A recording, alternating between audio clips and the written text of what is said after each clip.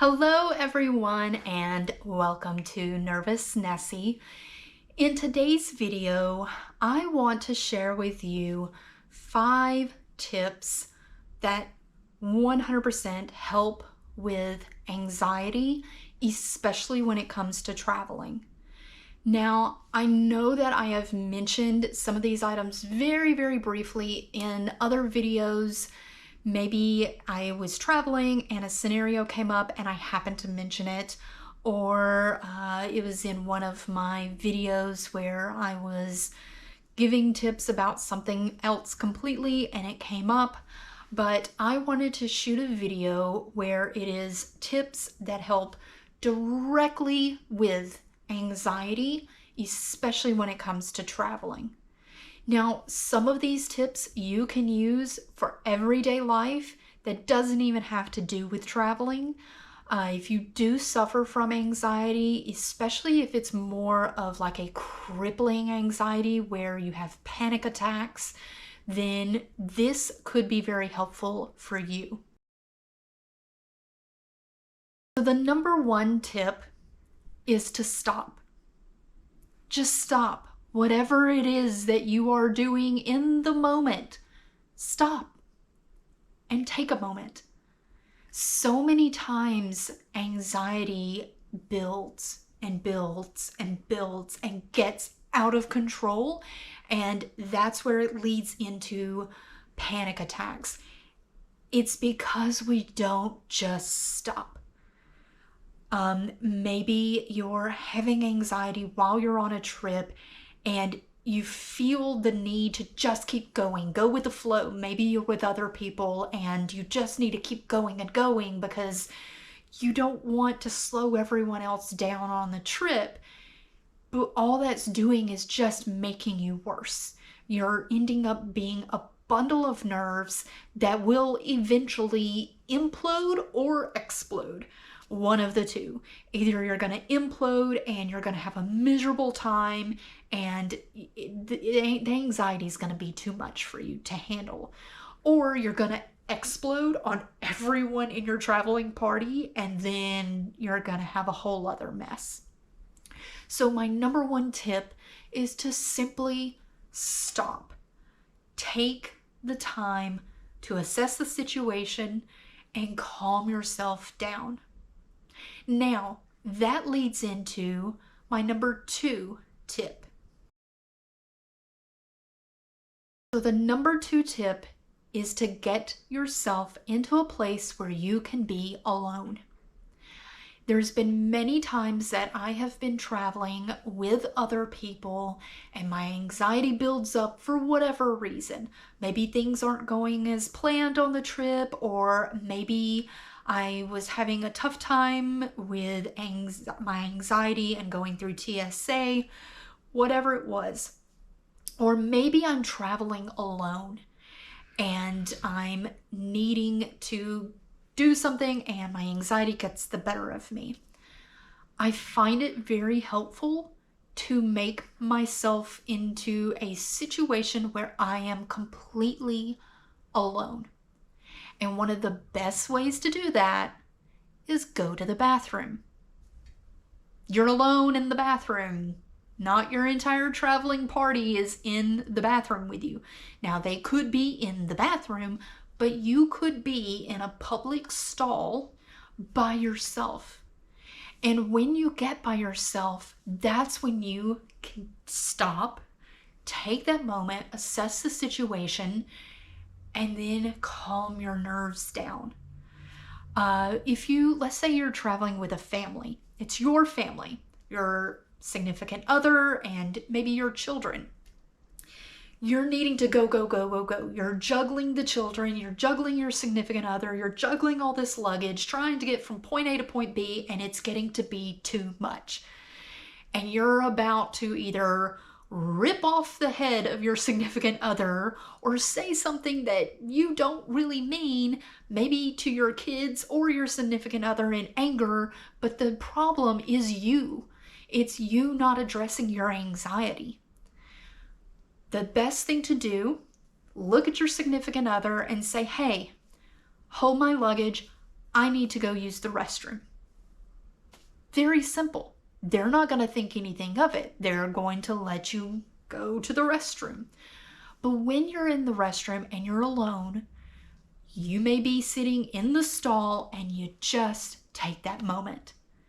Now, this can look very different for every single person. It could be something like deep breathing exercises. You just, like, this trip is gonna be the death of me. Just take take that moment. Think, maybe you're thinking about something completely different, not trip related. Maybe you're thinking, okay, here's everything I got done for the trip. I marked off the boxes. Go me. Little pep talk. Or it could just be you need that moment alone to break down. And that could be you actually sitting there crying. I have traveled many different times and I have had different versions of this. I've had it to where I needed to stop and I tell the person, hey, I'm going to stay in the room. You go do whatever it is you want to do. I'm going to stay in the room. And I take that time while I'm alone to just collect myself. Or I'm traveling alone, things aren't going as planned, and I am about to just implode on myself. Go to the bathroom, sit there in a stall, and just cry it out. Or just grab my jacket and put it in my mouth and just scream into my jacket, where no one can hear me because I'm just so frustrated and so my anxiety has gotten the best of me. Do what works for you, but do it alone. And then when let's say you're with your family or you're with other people, when you get back to the party, hopefully they'll see a more calm version of you. And if they do, and they say something to you about it, or let's say you needed a little longer time in the bathroom or time alone than most people think you should be in there, and they're like, man, you took a while.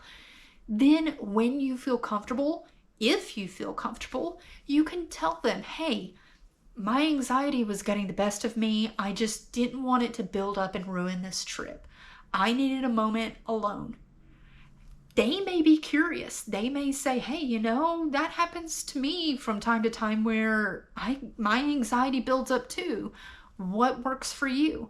And it opens up a dialogue and makes it more comfortable for you. Because if the people that you're traveling with know that this anxiety is an issue for you, then talking it through and letting them know, hey, if I say I need a moment, please afford me that moment. The third tip when it comes to managing anxiety, especially when it comes to traveling, is to pre-plan as much as possible. Now, a trip can go wrong a million different ways. But if you pre-plan everything as much as possible, you're gonna go into the trip feeling a lot more confident and feeling a lot more secure in what you're putting yourself into. This could be booking everything ahead of time, even though maybe someone in your party is like, oh, when we get there, we'll decide on what excursion we want to go on. Do we want to go snorkeling or do we want to do this zip line tour? We'll figure it out when we get there. That may not work for you. And if it doesn't, then explain that to the person and say, hey, look, I feel more comfortable having things pre-planned. I know you are more free-willing and kind of want to just go with the flow, but for me, I prefer to have things pre-planned. Hopefully they'll be understanding, but if they're not, in your head, you could go ahead and pre-plan. You could say, okay, they have mentioned that our options are a snorkeling adventure or a ziplining adventure. And okay, how much does each one cost? How much time does each one take? Where is each one going to be occurring? go ahead and in your mind pre-plan the two options.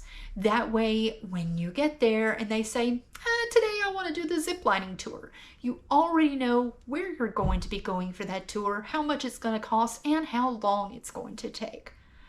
Another thing is with your maps. Pre-plan. I look up maps on my phone. If it's in a city that is set on a grid, then I can kind of memorize the map fairly easy based on the big cross streets to where I'm less likely to get lost. But if it's a more complicated streets with a lot of curves and Y's and bends and stuff to it, you're probably not going to be able to do that. So instead, take screenshots of the map. If my hotel or Airbnb or hostel is in this location and I need to get to this location, I pull up the map on my phone and I take screenshots of point A to point B. And then I will even use the drawing tool on my pictures that show, like I draw like an arrow, turn this way, go this way, and I plan out the map ahead of time. You may not need that if you're driving, but if you are on foot, and especially if you're in a big city that does have skyscrapers, your phone GPS may just spin and you not know where on earth you are. So pre-planning by having your route planned out already on your phone in picture form, not the map, can help relieve the anxiety. That way you don't get lost, and if you do get lost, then you have the map there to refer back to. Another part of pre-planning is having alternatives. This could be an alternative to everything. Let's say for some reason the hotel has overbooked and you've lost your room. What is the alternative? You go to get your rental car.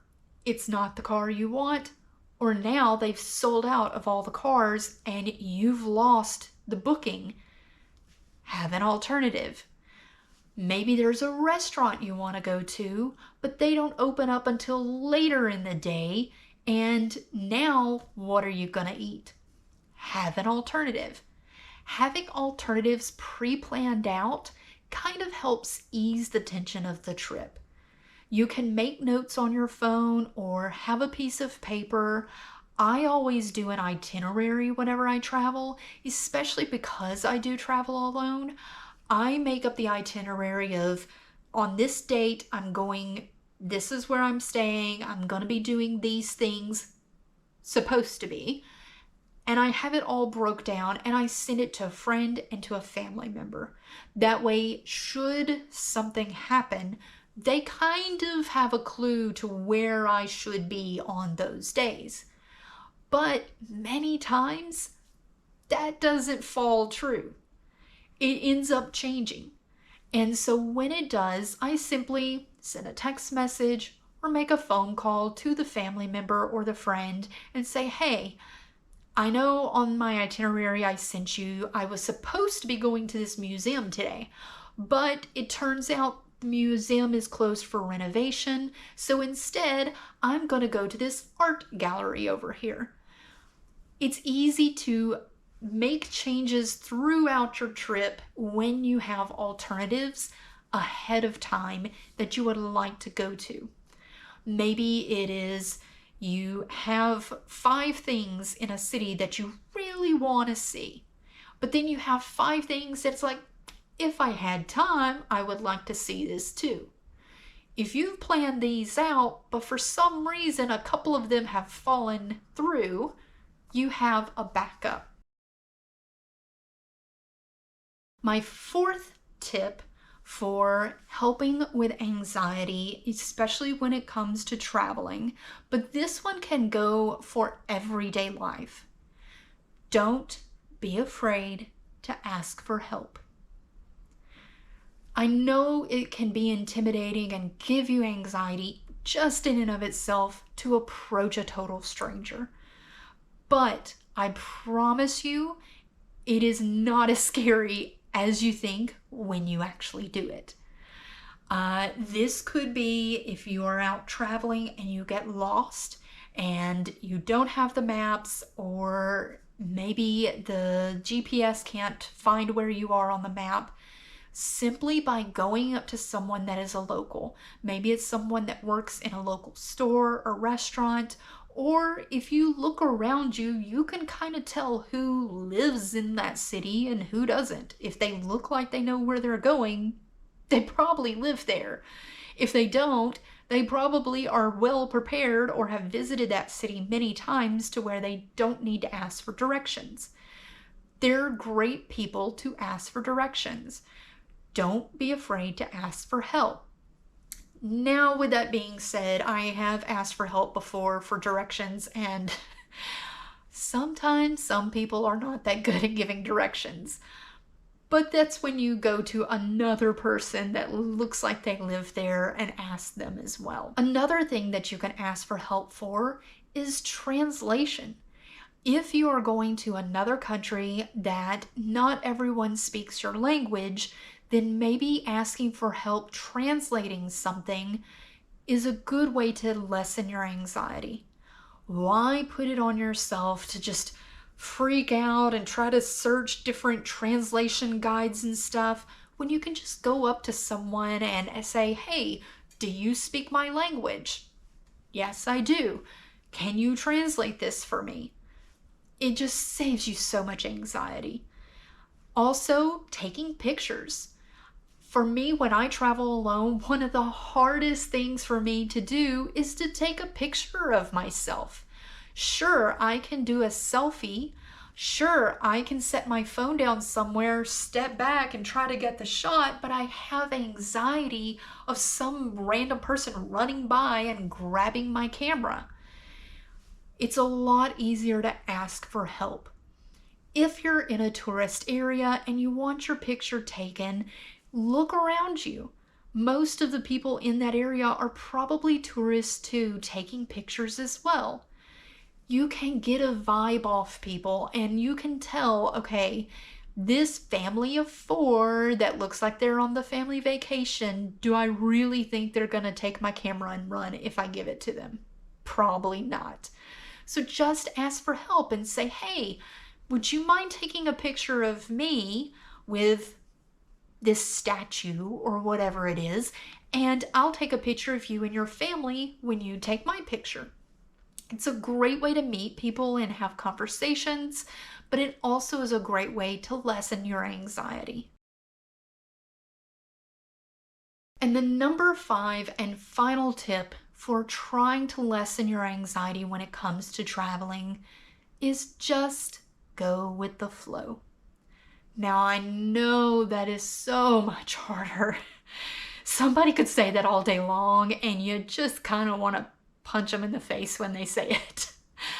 And I know I've been there where someone's like, "Why don't you just go with the flow?" And I'm like, I'm about ready to murder someone. I know it can be tough to go with the flow when you have done your pre-planning and your anxiety is just ramping you up and making you angry and making you just want to implode. But sometimes you just kind of have to laugh at life and everything that it throws at you. Think of the worst case scenario. Because I promise you, if you think of the worst case scenario, then whatever it is you're going through will seem like nothing. And by diminishing what you're going through, it will help lessen the anxiety. When I went to Alaska, I ended up in Seattle and my plane to Alaska was canceled. I was freaking out. Now, I had to work around to try and find other flights, but even those were getting delayed, and I'm thinking, okay, I've planned this trip. I've put a lot of money into this. What am I gonna do? And instead of letting my anxiety get the best of me, I just kind of went with the flow. I thought of the worst case scenario of I'm not going to get to go to Alaska. It's just not going to happen. I'm going to be stuck in Seattle, and that's all there is to it. If I think of that worst case scenario, it's really not worst case scenario.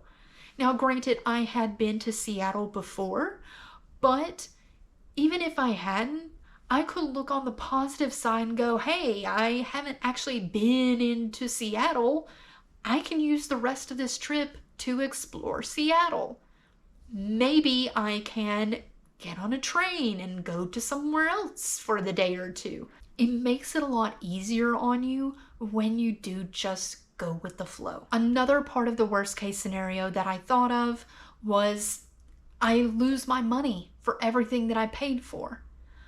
But because I pre-planned and I bought the travel insurance, now I know that I can recoup some, if not all of my money because of the trip being canceled. Of course, luckily I was able to go to Alaska. I did end up losing money for one day, but because of the travel insurance, I was able to get that money back by pre-planning, calming myself down. I was in the airport and I knew I would be there for a while, so I got to places multiple times. I got into places where I was completely alone, and I not only was able to shoot a video, but I was also able to calm myself down. And for me, being able to shoot the video was calming in and of itself.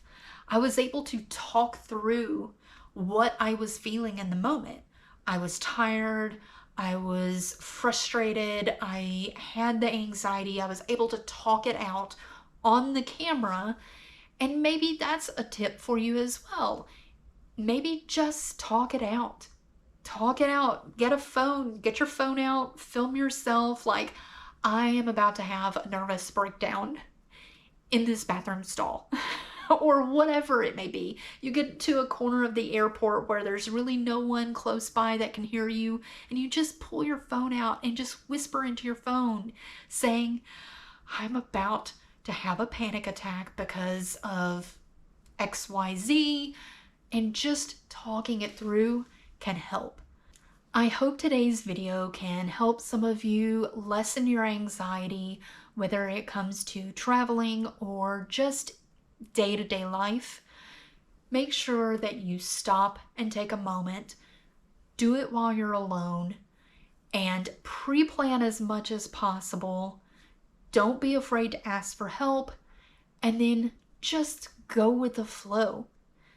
All of those together will help lessen your anxiety, and over time, you'll notice that your anxiety becomes less and less and less. That is how I was able to overcome my anxiety. Now, I haven't completely overcome it. I still have my moments. Don't get me wrong. But compared to how I used to be, I have come an extremely long way.